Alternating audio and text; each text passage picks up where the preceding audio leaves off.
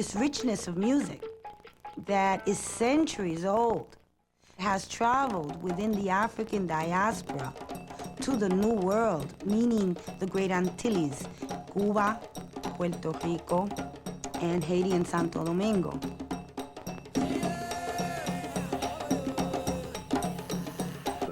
The Spanish conquistadors, they sort of turned their face, turned the other way to the music of the slaves. Well, let them have their music, let them have their dancing, let them enjoy themselves a little bit. Much different from the slave owner in the U.S., who was such a control freak. They took the drum, they took their names, they took everything. The drum is part of the language. So I think because of the drum, blacks in Cuba, in Puerto Rico, in Haiti, and Santo Domingo were able to retain some of the language and some of the customs. You paved the way for people like the Buena Vista Social Club, involved with the movies you were involved in, like Hablando and Salsa. The whites had their music, the black had Motown, and the Latino didn't have anything, and here comes Fania. Fania was our Motown. That was Fania, it. Yeah. They identify with that, and to prove when we did Yankee Stadium, everybody said, that's going to be a flop, you got to be nuts. And we put 45,000 people in Yankee Stadium. Yep. Thanks to you. Johnny, That's why I wrote, because of the situation, I wrote Mi Gente. Mm-hmm. Because of that? Yeah. Mi Gente, usted, because I knew we were going to pack them in. Were you scared when you saw people going into the field and coming to the stage? How did you react? I didn't know they were coming. My back, I was conducting. You were directing, but they didn't. And the guy's going like this. Being that we're in Yankee Stadium, I think it was safe. And they said, look back there. When I saw that, Jesus Christ, scared the hell out of me. What was your reaction when you saw those people coming at you? I knew it was going to happen. You knew it? Yeah, because Latinos, when they hit the drums, is in the blood. And when they did the Congo Bongo with Mongo Santa Maria and Barretto, I said, they're going to come down. And that was it, but it was scary. It was scary. It was scary, I know. We never finished the show. No, I know. Alex As a matter of Matucci fact, there was a guy running with a trombone. I thought he was stealing the trombone from Willie Colon, and I tackled him, and it was Willie. But during that time, I mean, you always had this powerful sound, and you got the name, and I want to know from you who gave you the name Hard Hands. I was doing an interview with Joe Gaines on the radio show, and as he was like you, sitting in front of the microphone, and the entrance to the studio was behind him. So as I was walking by, hey Joe, how you doing? And I said, like, you know, how you doing? And he went, don't hit me with those hard hands. And he said it on the radio, and the name stuck. And the name stuck, Mr. Hard Hands. There's no truth to that whatsoever. They hurt like anybody else's hands. Well, you had these really, really swinging bands during your... When you had Oreste Vilato and Oreste left to join, they formed Típica 73, the Kimbos. Then you brought in Tony Fuentes on bongo. You brought in little Ray Romero, who recorded with you on Guarare Indestructible, The Other Road. Yes. And you had this really powerful rhythm section going forward. How did that come about? I mean, you picked little Ray, who had worked in the past with Miguelito Valdez and Tito Rodriguez. And Tito Rodriguez. And yeah. how did you handpick these people? How did that come about? Well, you know, you play in the street and you see musicians, and I always make mental notes of who I think can do this or that. And I have a little reservoir of people who have impressed me. Actually, so how I met Alberto Santiago, he was playing bass. I forget the name of the band now, because two things happen when you get a little older. Your memory starts to go, and I can't remember the second thing. Anyway.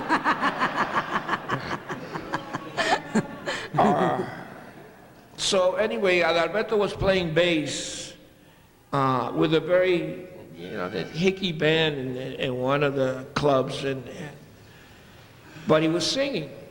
And I said, Alberto, I want you to put the bass away. I want you to come in as a singer.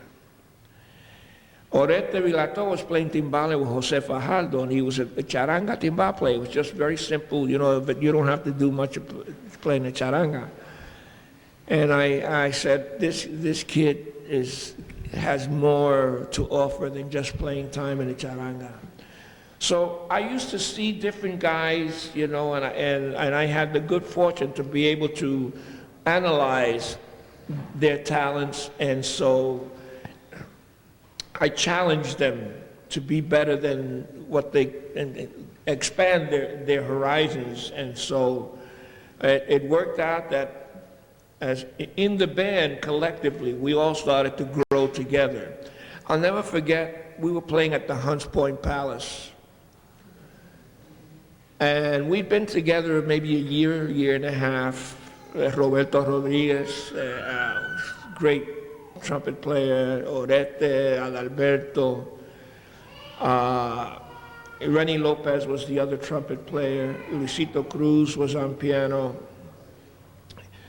Anyway, in those days they used to have marathon bands where they started in the afternoon, Richie Ray, and then Willie Colon, and then Eddie Palmieri, and then Tito Puente. Those were the days. Those were, and you could see 10 bands over the course of a day, So when we got came our turn to play, I remember people standing in front of the bandstand, and then when we finished, we got this huge round of applause. And we looked at each other and say, fellas, I think we've arrived. So it was a very nice feeling. And then the guys in Tipical decided they wanted to form their own band and stuff, so they left in 1973. And I had a period of time where I was without a band. At that point, that's when I did The Other Road, which was like a jazz kind of a LP. And then again, it was... And everybody talked about that because it was such a change for you. Yeah. I remember at the time I was working at Latin New York. Yeah. And when The Other Road came out, well, what is Ray doing? He has such Exactly. a kick-ass band before, and now he's doing this. El bochinche en la calle was, se le fueron los muchachos, ¿qué va a hacer ahora? Yep, ¿Qué va a yep, hacer? that was the buzz on the street. Right, the buzz on the street was, what's he going to do now? Yeah. So while I was reforming the Latin band, I did this jazz record. And it's today considered a classic amongst musicians, because musicians love that record. But the story was that when they released it, people used to go back to the store and give it back and say, we don't want this. This is not Ray Barretto. This is, and so Jerry Masucci said to me, don't ever make a jazz record. Get la familia.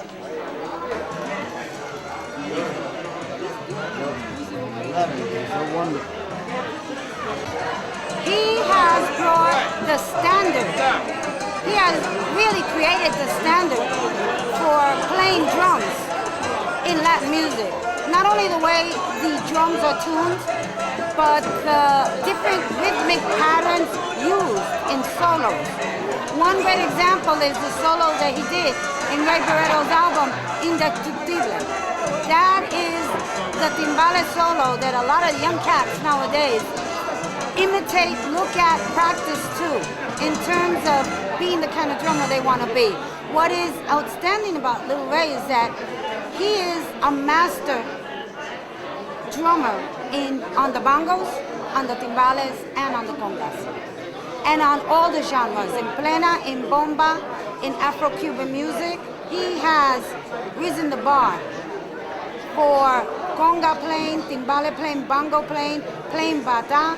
In terms of drummers, Puerto Rican drummers who can play all genres of the music, Little Ray Romero. You're gonna see a tribute, you're gonna see a movie, you're gonna hear him say a few words, and you're gonna see a few people pay him homage in the way it should be done. That's what you're gonna see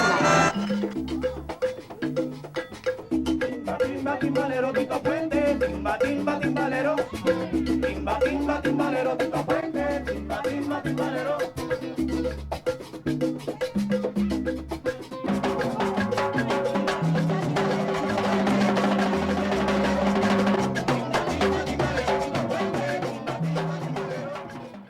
I'm celebrating 50 years now as a band leader. My forte is Latin jazz, and I've done about 117 albums.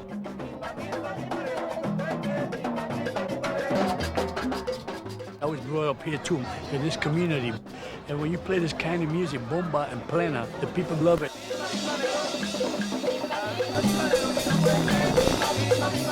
You see the young people enjoying themselves and their parents, they get into it. This is America Beautiful. It gives a chance to everybody, and especially our poor young people here that are involved with. I'm here interviewing Aurora Flores. Not only is she chief bottle washer and CEO of Aurora Communications, but she's also a musicologist. Can you please tell us the reason why Rigo has invited you to sing with Los Cachimbos? I met Rigo over 20 years ago when he was playing with Ismael Rivera. Ismael was a neighbor of mine, a good friend of mine, a real buddy of mine. And I ran into Rigo again when we moved our offices into El Barrio, and he was telling me about starting this band and helping him out and coming in on it. And I knew all the songs, all of Maelo's songs, so I said, okay, let's do it. I also know for a fact, Aurora, from the calendar that you have so graced our desks with, you have a calendar presently that's all about salsa, ranging 25 years, is it 25, 30 years of salsa pictures? About 25, 30 years pictures from the Latin music industry. From the first Latin music Grammy party, where Eddie Palmieri won the first Latin Grammy, all the way up to pictures with Ruben Blades and Mark Anthony at the Cape Man play. Now, Aurora, the very first time that the Grammys came to acknowledge salsa was 1976. I think so. Aurora, the last thing that I have to ask you is there's a picture inside the calendar that places you in Panama with Ismael Rivera. Please tell me about that picture. I went with Maelo to Panama. It was me, Maelo, and Gladiola, his wife, and we went to Panama. I went to accompany him on this pilgrimage where he went for 16 years to carry the Black Christ that is found in Portobello, Panama. And Portobello, Panama is a city that still looks like it's back in the 18th century. And it has a long mythological legend, this Black Christ. This was supposed to be the accompanying Black Christ to the Black Madonna that's in the Vatican. It was made in Mexico. It was being shipped in pieces to the Vatican, and the ship stopped at the coastal town of Portobello because there was a big storm. And for one reason or another, it stayed at the Church of San Felipe, and it's still there today. And it has become the Christ of the forgotten people, the Christ of the underclass, lo lumpen, la gente pobre. And this is the Christ that they come and make a pilgrimage and pray to and have promises. And this was the Christ that El Nazareno, that Maelo used to come and pray to, and that he sung about and celebrated. How did El Nazareno, el Cristo Negro de Portobello, help Maelo in his career and his personal life? In his personal life, it helped him overcome a lot of obstacles, especially obstacles having to do with drugs. In his career, he felt it helped him in terms of inspiration, in terms of being sharper and healthier with himself so that he could perform better. So El Nazareno was a very important symbol in Maelo's life. And we hope that a little bit of Nazareno will be here with Los Cachimbos, with Rigo and Los Cachimbos here at SOBs. Well, here you have it. Another fine example of glorious Nuyorican womanhood. We'll be back in a minute. Yesterday as a radio announcer, today she's going to do it as a singer. And I'm also going to ask her for some extra duty on presenting this wonderful band from Aurora Communications, ladies and gentlemen, Aurora Flores.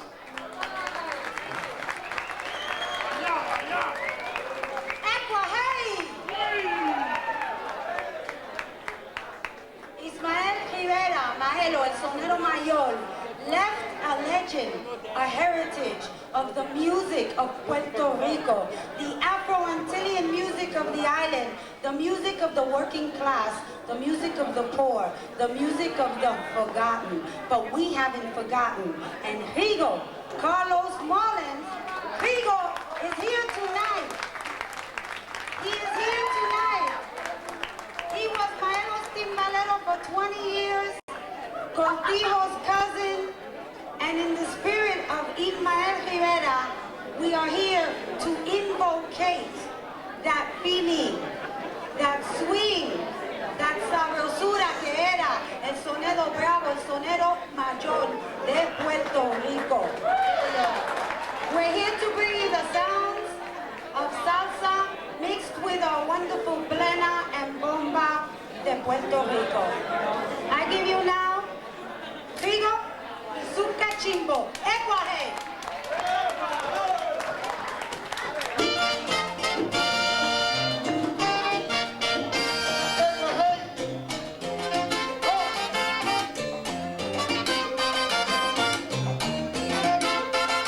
More minority women are getting jobs, but how far up the ladder can they climb? A new study finds most feel that their way is blocked. Jacqueline Adams has talked to the women who say they've hit a concrete ceiling. Aurora Flores started out trying to climb the corporate ladder, but to find the success she wanted, she had to leave Madison Avenue and start her own public relations business. Management hires you as a token, and as a token, there's really no real goodwill in terms of promoting you up. The glass ceiling didn't drive her out. Instead, it was what she calls the concrete ceiling. It's definitely a reality, the concrete ceiling. Add to that a sticky floor, keeping minority women down. And they get passed over for white men or white women. So that sticky floor doesn't even let us move to hit the concrete ceiling. For years, corporations have been able to dismiss minorities' complaints as isolated instances or sour grapes. Now, though, a massive new study has confirmed that the concrete ceiling does exist, and it's hurting the corporations. The 3-year study surveyed 1,735 women of color in 30 companies, and the results were striking. 53% believe that corporate diversity programs fail to address subtle racism in the workplace, and only 18% said their managers are rewarded for achieving diversity goals.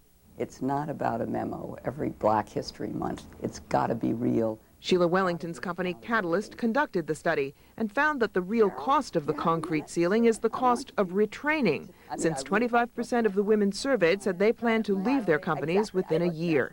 Women of color are pleased that they're being hired, but a very small percentage of them, only 38%, are pleased about their chances for advancement. Diversity is no longer just a noble goal. The experts say in today's tight labor market, hiring and retaining minority women are increasingly becoming necessities. Jacqueline Adams, CBS News.